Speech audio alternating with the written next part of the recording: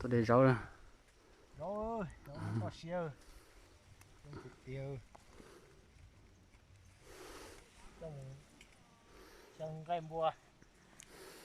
Nó một niềm mua nó xì. Chúng nó sao nó cao.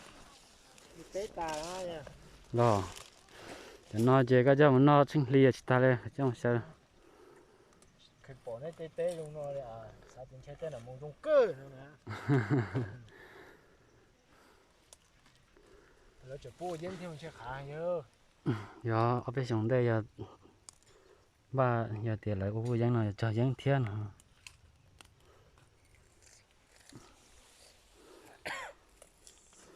Cái này là chỉ nhất nào đấyต้องการจำหน่ายnó là mà. Hồ song của ya. Nhớ mà. Nó là khứ thế này. Rồi. Nó là khứ. Không kia gì thế. Cái không kia thế à? Bố nó có được xí cho. Xí rồi giờ thì tụi nó sầu lấy thứ vắng làต้องการnó. Có cái trứng tờ nào? Trứng tờ da nào? Mà giấy này bóc cơ. Gió này tu mà. Nó uống gì đâu, nó mà tu là nó máu tôm này mà tôi lưu cơ. Thì tôm này dài thế nó này tua rồi cho nó tua hậu này cho tôi lưu cơ. Đấy cho xài nó này rồi đây.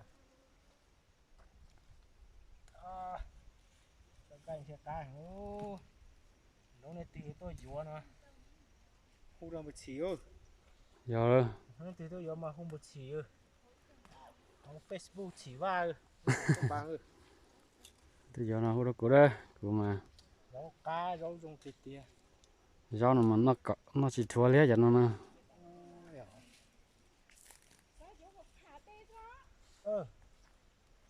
sao để bố có tới rau dùng nhiều nó say này qua giờ tàu tía qua giờ tàu xưa thì nó chỉ nó là cái rau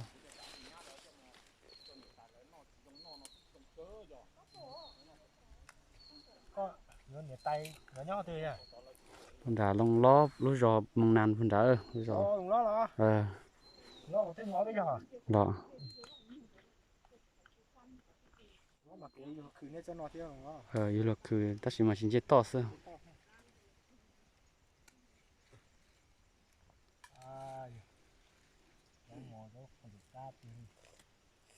cho các cá chỉ mà cho kim mì đó cho nó cho thầm săn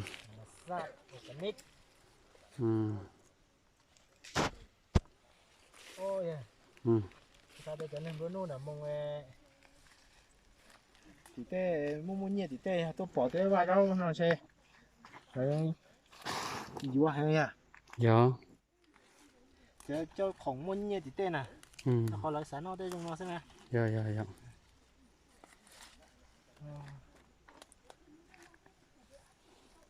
đây tàu tép long là thì nó là nó xây à đua thêm đua gì